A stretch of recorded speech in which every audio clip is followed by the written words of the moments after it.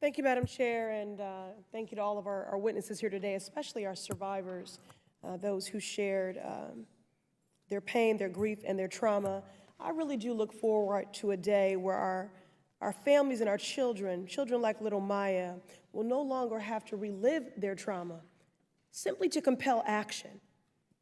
Because only in America do we normalize mass shootings and the trauma left behind. Now, when a partner loses a spouse, we ascribe the word widow or widower. When a child loses their parent, we use the word orphan. There is no word to describe a parent who has suffered the devastating sorrow of losing a child. The unimaginable pain, grief, and trauma of burying your own baby. It just goes against the natural order of things.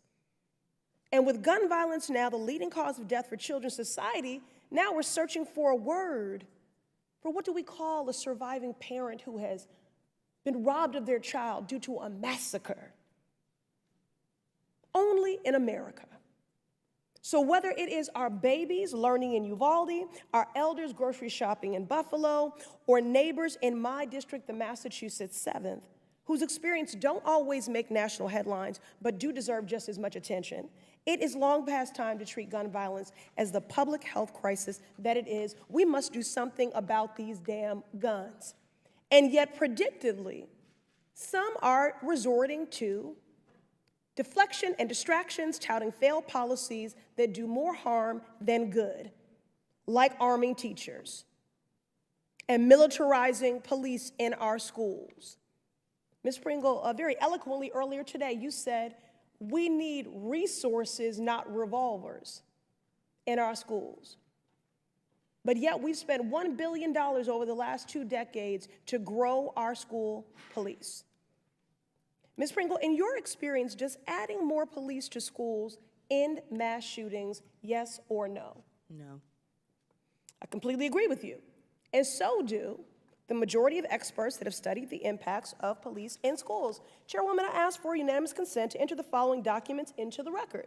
2015 study titled Preventing School Violence, Assessing Armed Guardians, School Policy and Context. 2019 report titled Cops and No Counselors.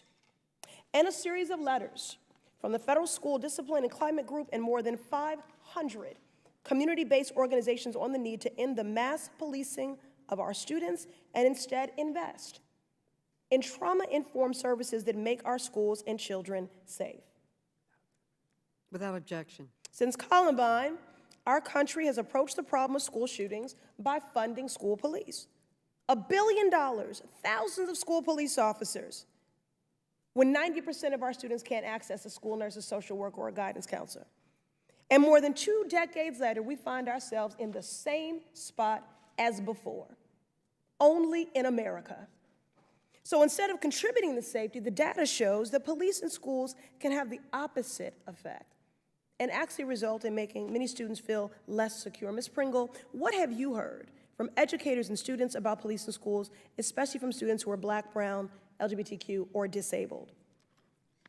Our teachers, and in fact all of our educators, are focused on making sure that they create a safe, welcoming environment for every single student.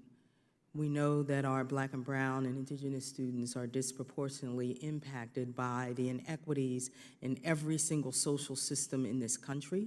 Ms. Pringle, I'm sorry, I'm going to reclaim my time because I'm losing it here. Go I ahead. apologize. Just yes or no, outside of more police, some have recommended arming teachers, hardening our schools, and even constructing schools so that they only have one door. Is this a good idea?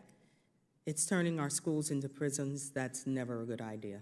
Thank you. This is not an issue of the architecture of our schools. It's about the foundation of our country and whether we care about our people, our children, more than guns. Every single life robbed by gun violence mattered. The 87-year-old at Bible study, the 27-year-old walking down the street, the 7-year-old learning to read, all had lives to live and dreams to achieve. Only in America do we consider arming teachers while failing to pay them a livable wage. Only in America do survivors have to go and start GoFundMe pages to afford mental health and trauma supports. Only in America do we expect survivors who have barely buried their loved ones to make the case for policymakers to save lives.